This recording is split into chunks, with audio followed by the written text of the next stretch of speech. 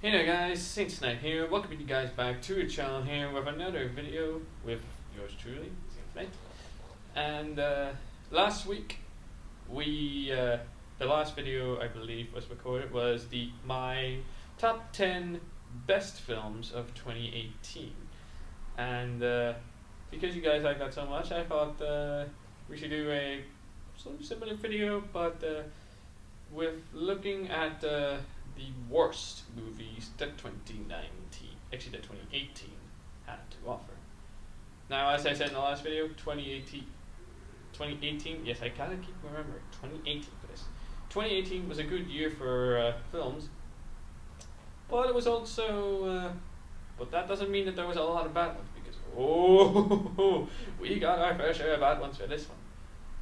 And it was actually, whilst the last list was actually very difficult to actually figure out which one was the best, because I think there was a choice between 4 that was 10 out of 10. This one, however, is much easier of a list, because I mean there wasn't really that much that I hated this year, except for these 10 films. But what are they? Before we dive in, if you like these movies, good. If you don't, good. This is just my opinion, so this list, take it with a pinch of salt, because there would be a lot of films on here that I know that you guys would like or are huge fans of. And if you have a list that's similar or disagree, whatever your thoughts, we want to know. Leave them in the comments down below, and I'll probably read them and maybe leave a comment on a couple. But anyways, without further ado, let's dive in. Ladies and gentlemen, if you do want to keep seeing these types of videos on the channel, you know what to do. Don't forget to smash the thumbs up button. So without further ado, let us dive into number 10 on this list. Now, both these lists have a common theme for the number 10s, because the best one had Annihilation, which was only shown on Netflix. And this one has another one that starts it off. That was only shown on Netflix. At number 10, The Cloverfield Paradox. Now, don't get me wrong, is The Cloverfield Paradox a really bad movie? It's not too bad. It's not as bad as, say, some of the stuff that I actually have on this list. But the fact remains that this is supposed to be a movie in the Cloverfield universe with 2 already good films. Cloverfield, which was a really good movie for the found footage sort of thing, and 10 Cloverfield Lane, which is probably one of my favorite tense, thrilling, I wouldn't say horror, but I wouldn't say not scary. Not scary. The problem with Cloverfield Paradox is that at some point, actually, the acting in it, whilst it has a lot of good good A-list, just like Chris O'Dowd and Daniel Bruhl, I don't know why, but the acting in this wasn't really anything to shout home about. It was actually quite bad, actually. And I don't know why, but the entire thing felt like a B movie to me. It didn't feel like a Cloverfield movie. And as a result of that, it sort of lost a little bit of its edge. I mean, it's supposed to be technical field universe and all that, but apart from if you hear the director say it's based in the Cloverfield universe, and apart from the title, what the hell does it have to do with Cloverfield at all, apart from the last scene in the movie? Apart from that, I don't know what it has to do with the Cloverfield universe. And as well, a lot of the stuff, a lot of the science stuff, mumbo jumbo and all, is just a bit, stupid. The character's motivations is stupid, and the entire premise, basically, in order to actually try and find a new possible home for the planet Earth due to the Cloverfield thing, and so on and so forth, with gas prices and all that, these astronauts are sent to some what do you call it, this wee mining facility where they have a lot of resources and all that to try and find a new home for humanity. However, something goes wrong, and suddenly they're actually jumped into a different dimension. I don't know why either, and I don't even think the movie knows. They call it the Cloverfield paradox, and I don't think the movie actually knows itself how they jumped from one to the other. But anyway, it isn't that bad. Actually, the reason why it isn't high on the list is because it does look good. Some of the acting is actually quite good from like the Russian and the actually from the Russian man and probably the main female lead. And one more thing that I liked about it is that the effects as well were actually really quite good, unless I think I may have already said that already. But the rest of it wasn't really particularly too gripping for me, and that is why the Cloverfield Paradox is number 10 on this list. Coming up to number 9, which I believe is the only remake on this list.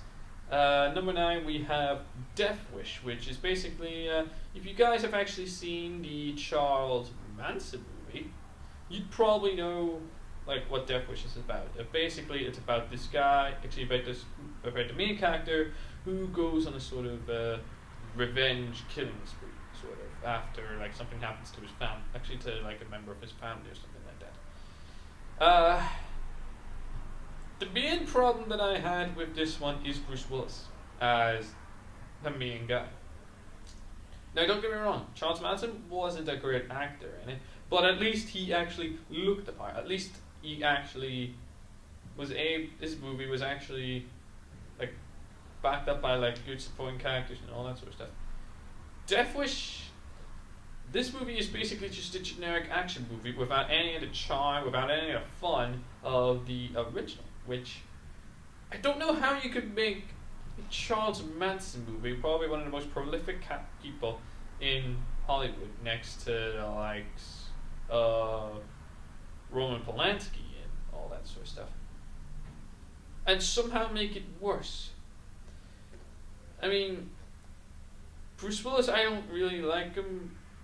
I don't think that Bruce Willis was actually on his A game. I mean, Bruce Willis, I know he could be a good actor. If you've watched Sixth Sense and Unbreakable and all of those sort of stuff, you would know that Bruce Willis is actually capable of being a good actor. But because he was, for a time, stereotyped, or I'm gonna say miscast, actually, because I feel like it could have gotten so much better. And probably the action scenes, there aren't really that good. Basically, this entire movie was a confusing mess, and I don't even know why it was actually remade. Probably to cash in on nostalgia bucks. But apart from that, there was no reason for Death Wish to be made. That's the worst thing. And that is why this is on the list at number 9. Number 8 is one of many that have really, really pissed me off. Number 8, probably a controversial one, but I don't care. The Girl in the Spider's Web. Now, background here. I'm a huge fan of the novels, the Girl with the Dragon Tattoo, Girl in the Spider's Web, and Girl Who Kicked the Hornet's Nest. Those 3 books are probably some of, right now at least, my favorite books of all time. And I really did like the Girl with the Dragon Tattoo with Daniel Craig and Rooney Mara. This movie I didn't like because it's a sequel. Yeah, it has none of the original people, like original actors, returning from the David Fincher movie.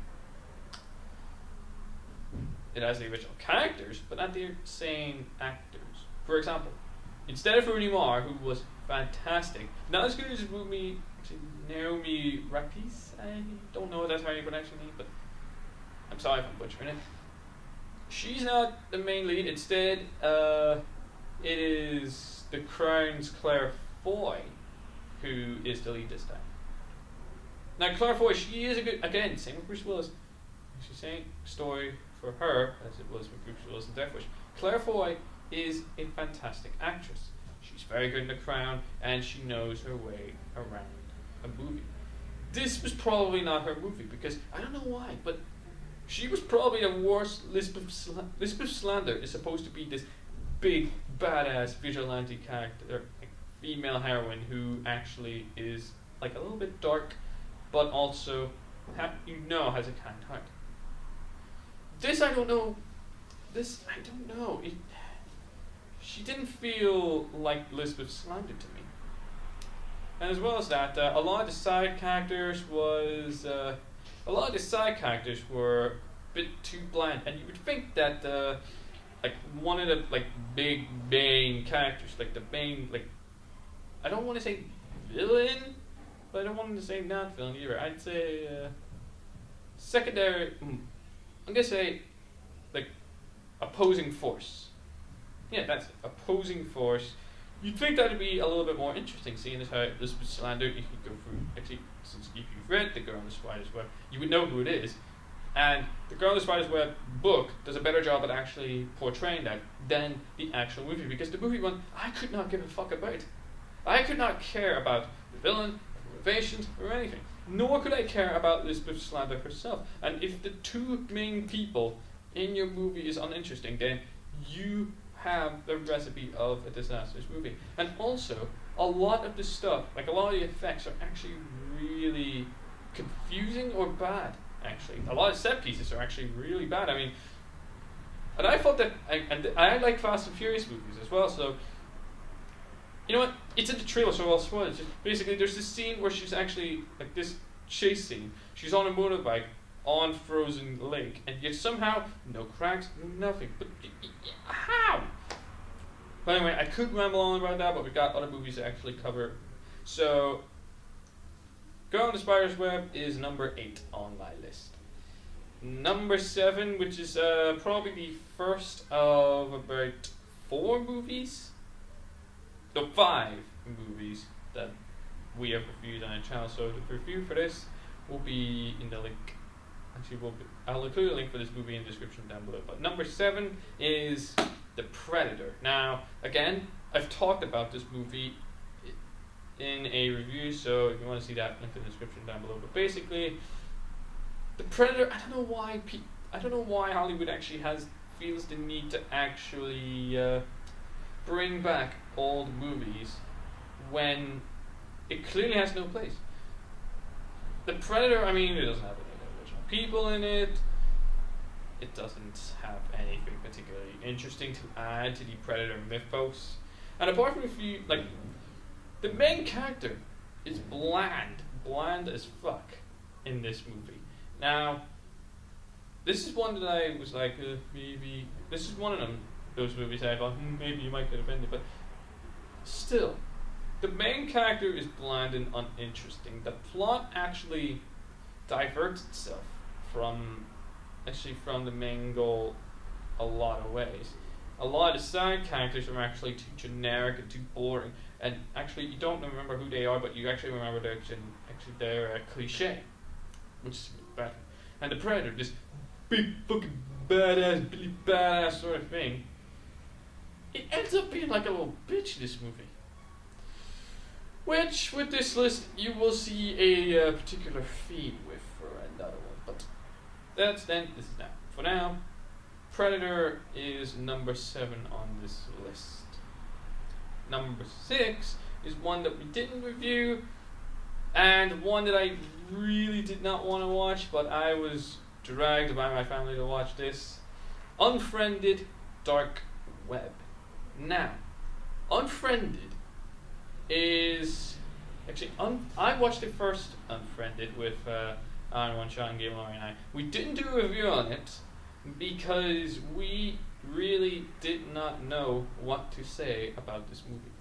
We didn't know what to say about it because it was too bland, it was too boring. It was the same with this. It was too bland, too boring, too generic. And basically it was the premise of Unfriended and the premise of Dark Web is actually very interesting. Like a horror, like it's a horror film, well, horror film, like using like the likes of Skype and all that as the main source of using the internet basically as a main source of scare factor. But the problem with Dark Web and Unfriended, as far as I see it, Dark Web and Unfriended are basically actually Unfriended and Unfriended Dark Web are basically the same sort of movie, because apart from a few like character changes here and there, they're both the same story. And I'm sorry, but the premise, whilst it being an intriguing one, is executed botch. Actually, has a botched execution. The main characters are again bland and generic. Again, you're sensing a theme here, aren't you? And they're really unlikable. The main character, if your main antagonist is unlikable, then what's that? Then I don't know why. That many Hollywood these days have to have the main character to be unlikable. Then again, they're teenagers, so I don't. But yeah, apart from that, and even like some of the scares in this movie weren't really that scary. Actually, all the scares in this movie weren't really scary. And as a result of that, as a horror movie, it's a shit show. As a comedy, which I actually entered that is, it's a pretty good movie. But since it's marketed as a horror movie and it failed to scare me even once and made me leave the movie theater with a sour taste in my mouth, you then know you've made a bad horror movie, and not the good sour taste. It's like the really bad, how bad movie can it? And that is why Unfriended Dark Web gets number 6 on this list. Now we're actually on the halfway mark now. Number 5. Now number 5, again, another one that I didn't review. And I know for a fact that one of us actually has disagreement with this one. And One Shot actually likes this movie. So that's how you know that this movie is actually bad. Number 5 is The First Purge. Now, me and The Purge actually have a little bit of interest. Actually, me and The Purge have an interesting history, because the first one, because the premise of The Purge is actually probably one of the most interesting ideas for a horror movie, for a horror franchise ever. One day for a whole year, every single law known to man is allowed. Actually, no. Yeah, it's allowed. But even there, that doesn't stop stupidity. Oh no. You see that these mass murders happen? Mass murder happens, robbery happens, breaking into other people's houses. That's all lawful, which is stupid, by the way. I mean, who the fuck would actually allow that to actually be a thing? I don't know who would actually think that's a good idea. I mean, I have no idea as to which political leader would actually be able to look at that and go, yeah, this is a good idea. But anyway, enough about the mini rant about the actual plot itself. What about the rest of it? Now, The Purge is actually a horror series. And it wasn't scary. It wasn't scary, so immediately you've got the wrong. Okay, you've got an immediate bad thing. It wasn't goofy, which, I mean, it didn't have any charm, which the first one did. Then again, the first one only had charm because one of the crazy psycho people was actually quite stupid. Well, quite over the top, generic. It's like Children of the Corn, basically, for that one. But, and as well, the first Purge actually and it doesn't even actually follow the plot that was actually established from the first 3 movies? Oh my god, there are 4 movies into this thing. When will it end? But anyway, yeah, the first Purge actually really contradicts itself in the rest of the series. It's which means it's badly written, it's poorly acted, the scares feel on a colossal scale, and as well, it's just a really, really, really dumb premise and unrealistic as well. So yeah, the first Purge goes number 5 on this list. Number 4 is the last of the horror movies on there, and possibly the worst horror movie I had seen in the past 10 or 18 years, since 2000 to 2018. This is probably one of the worst horror movies I've ever seen. And number 4 on this list goes to Slender Man. Now this one hurts for me. This one actually hurts for me because the idea, the mythos, the backstory of the actual Slender Man itself is so interesting and so creative that you actually have, that the foundation of it was already there. And yet you somehow managed to take the mythos of the Slender Man and completely fuck it up. Is absolutely amazing in itself, but really bad amazing. Again, this is a movie I already did a review of, so if you want an in-depth analysis on what I thought of it, leave your thoughts in the comments below. But basically, it's not scary. It completely butchers the mythos of the Slender Man itself. Actually, the characters are actually so douchey, well, when I say douchey, I mean they're so hateful. And when your main protagonists are actually hateful, and when you actually root for the Slender Man to actually kill them, you know that your movie is actually completely botched. And also, it's a scary movie. Are the scares any good? What scares? There's nothing even scary about this movie at all. And honestly, with this, it actually kind of fucks with the Slender Man mythos itself.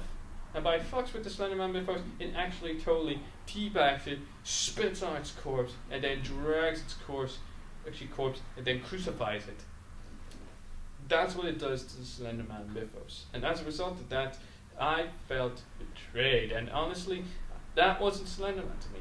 If you want to actually get a good Slender Man story, then either do one of two things. One, look up the actual Slender Man mythos online at like a creepypasta Wikipedia or something. Or two, play the Slender Man first. Actually, how many of the pages? Play the Slender Man games because they're a better, like, scary experience than this shitty, god awful, cookie cutter horror movie that completely butchers the source material that it had. So yeah, Slender Man goes at number 4 on this list. Now we come to the we come to the cream of the crap, the top 3 worst movies of 2018. Now, forewarning, 2 things. All these movies I've done a review on, again, link in the description. And 2, a lot of these movies, all 3 of these movies are movies that that I know a lot of people really like. Especially the other 2. Especially Kim Malloy and Iron One Shot. They both love. I wouldn't say love. I'd say they both like number 3 and number 1. Whereas I don't. I hate all of these. And what I do is, number 3 is Jurassic World: Fallen Kingdom. Now, to me, I love the Jurassic Park. The first Jurassic Park. And I didn't really, the first Jurassic Park for me always has a special place in my heart. Because I used to like dinosaurs, and honestly, and my favorite dinosaur was the T-Rex, so whenever I saw like Jurassic Park, T-Rex, the kid in me was like, you wanna watch. But over the years, Jurassic Park for me, as I watched the rest of the sequels, and Jurassic World, I felt, because the problems that those movies have are exactly the same problems that Fallen Kingdom has. First of all, Fallen Kingdom, I'm gonna do a brief summary of Fallen Kingdom and why it's bad. First of all, they took the worst possible plot points from Jurassic Park 2, Jurassic Park 3, and Jurassic World, rolled them all to create one of the worst Jurassic Park movies I've ever seen. And possibly one of the worst action movies ever. For me, at least. It's not the worst, but it's one. 2, a lot of the plot points go all over the place. I mean, at one moment you're on the island, but you could have.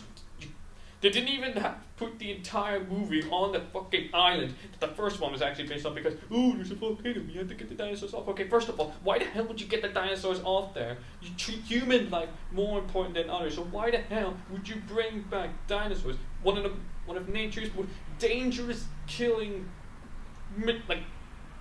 animals that have ever existed over billions upon billions of years. Why would you want to save them? Because if you bring them home, you would actually endanger the lives of every single human race ever. But that's just one plot point that actually gets me going. Second off, I didn't really. Chris Pratt, I know Chris Pratt's a good actor. He is a good actor. Guardians of the Galaxy and Parks and Recreation prove that Chris Pratt is a good character. Okay, is a good actor. But if you give him a generic script and if you give him nothing to do, then he can't really be good. And honestly, Fallen Kingdom, he basically just plays himself. And as for Bryce Dallas Howard, what the hell? They took one of the most badass things about Jurassic World and suddenly made it crap. Actually, and suddenly made her into they Padmade her. They Padmade her where in Star Wars Episode 2, they made Padme, or Natalie Portman's character in Star Wars, into this big badass heroine. And then by Episode 3, they turned her into a generic housewife. They sort of did the same with this. They tried to make her badass, but they failed so much. And yeah, there was actually, basically, CGI as well looks really bad, and when you compare it to actual Jurassic Park, which is all the way in the 1990s. If you look at the 1990s Jurassic Park film and you look at 2018's Jurassic World Fallen Kingdom, and somehow if you find that if it actually looks bad now, worse than it did during the 1990s, you know that you've completely butchered the look. So yeah, it's got bad CGI, bad side characters, plot gets all over the place, the storyline and the actual main theme is actually questionable, probably more questionable than The Purge. And The Purge, as you know, I actually went on a mini rant about it. But anyways, that is why Jurassic World Fallen Kingdom is number 3 on this list. Now, number 2 is one that I called that this movie was going to be very bad from the beginning. What is it, you may ask? Number 2, another one that actually hurt a lot. Solo, a Star Wars story. Now, I love Star Wars. If you've watched our reviews, you would know I am a massive Star Wars fan. I know everything about them, but I love everything about it. But I don't love this. Main reasons why is simple. 1, the movie felt unnecessary. And it was unnecessary. Because whoever thought that Han Solo would actually be needing an origin story movie, which, to be honest, this wasn't even an origin story. It was supposed to be an origin story, but I don't know why. The movie's biggest problem is that it felt rushed, which honestly it did, because the whole story of it was that Phil Lord, Christopher Miller were supposed to be directing it, but they got fired by Kathleen Kennedy due to creative differences, so they actually got Ron Howard, who honestly, I don't know if this was supposed to be the original idea for Solo, a Star Wars story all along, but if it was, then LucasArts had to blame. If not, then Ron Howard is to blame. People think that Rian Johnson actually ruined Star Wars? No. Kathleen Kennedy did. With this movie. This movie nearly destroyed the love that I had for Star Wars. It nearly did. But thankfully, it didn't, because Episode 9's on the way. I hope that that's a good movie, but that's then. Let's talk about this. Basically, the casting choices were questionable. Again, I did a review on this in the description down below. But anyway, the casting for this movie was questionable. The biggest problem, the main actor, Alden Ehrenreich. I don't know him from Jack. I don't think I've seen any of his movies. And yes, they wanted to get a newbie, but they could have had so many other choices for a young Han Solo who would have been a good actor. Like one person, like actual suggestion was Asa Butterfield. Now Asa Butterfield would have been actually a better choice for Han Solo than Alden Ehrenreich, because honestly, I know he's trying to do a Harrison Ford impression, but that's about it. He does a bad Harrison Ford impression. Which, I mean, it'd be like if I was cast as Han Solo in the next Han Solo movie, which is ridiculous. And a lot of the stuff that they do explain actually makes less sense than what was already established in the actual lore itself. And I don't know about you, but if you actually botch that, then you would know, then you would actually have a massive tank, a massive lump. The other problems, well, where do I begin? First of all, the main love interest, Emilia Clarke. Why was she there? I mean, I don't know. Apparently there's supposed to be like 3 or 4 more of these movies, but since this movie, the spin-offs have been completely fucked. I mean, thank you, Solo, so much. Because what have they done? They've actually gotten rid of the Boba Fett movie, and they got rid of the Obi-Wan Kenobi spin-off. Which, why? That would have been perfect to actually restore to bring back the spin-offs, to restore them. But if Episode 9 actually ends up being bad, then this will be the last. Then Star Wars would actually be dead, and this would be the first nail in its coffin.